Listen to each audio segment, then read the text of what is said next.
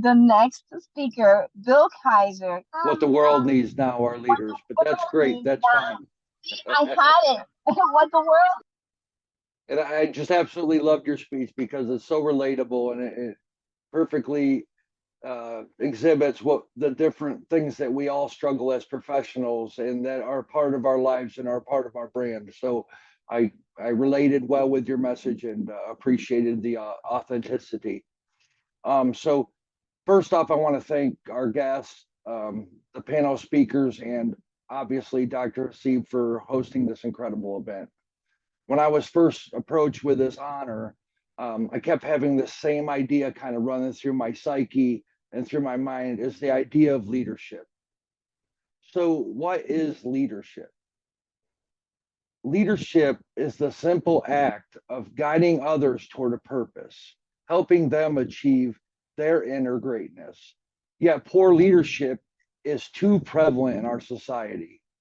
As a young man, when I was in the military, I observed that leadership was exhibited by the person who had a higher rank on their shoulder, or the one who shouted the loudest, who demanded reverence from their commanding soldiers. Even in our society, our political leaders are purchased by the highest bidder.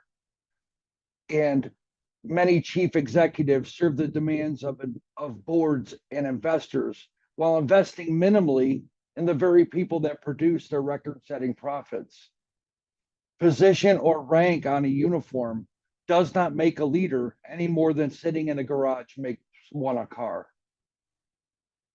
This has caused many people in corporate America to have their careers dwarfed as organizations want people educated, skillful, and able enough to serve their purposes, but no more than needed as people may demand further financial recognition.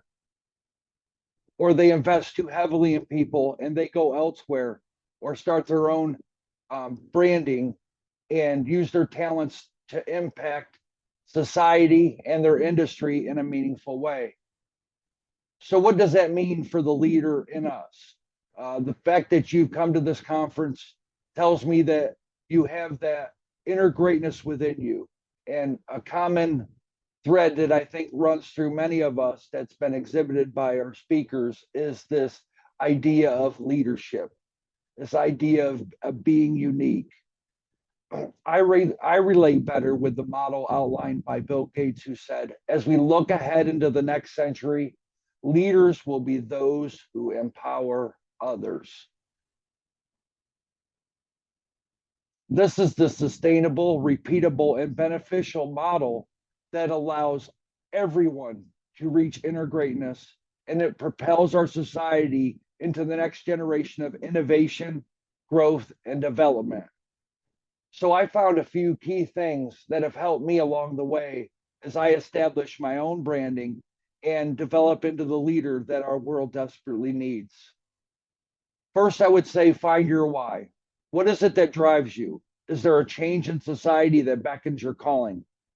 I noticed a tremendous need in older individuals through an incident with my neighbors.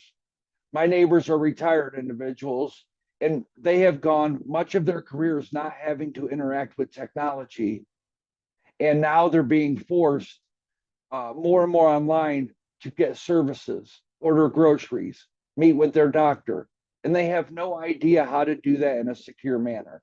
And as a cybersecurity professional, I think it's incumbent upon me and us as a collective to empower individuals to be able to navigate their space in a way that's secure. Many people in this age group don't even know that they're a target. But my neighbors unfortunately had a situation where via the Amazon account, their computer had been compromised. I was able to restore service to their computer, but I've also used it as a way to give back, to educate them, to empower them to be able to navigate this new world that they're waking up in that is increasingly causing them to engage in something that they may not be familiar with. And when it comes to this idea of your why, Dr. Haseeb has warned Don't allow other conversations and discourse to detract from your primary focus, your niche, and your passions. I have political ideologies. I'm a deeply religious man, but I do not allow conversations that detract from my message or can any way um, hurt my personal branding and impede my niche that I have found and the need that society has. Stay focused on your why, and anything that detracts from it is unnecessary and it dilutes your message. Put people above operations or duty. I have made it a personal priority as a leader to engage people where they are. I want to dig in and find out what occupies their focus when on the job so I can lead an effective way. Meet people where they are and be flexible to allow for adjustments when focus for them has to reside elsewhere. We all have things that are going on outside of our corporate initiatives, our independent initiatives, and those are the things that I want to know about people because those are the engagements that people are going to remember. People are not going to remember a lot of your engagements at work, but they will remember things that happen on a personal level. And connected with that is be authentic. Everybody can sense when things are forced or manufactured. If you do not authentically care about people, perhaps leadership is not the avenue for you, and that's okay.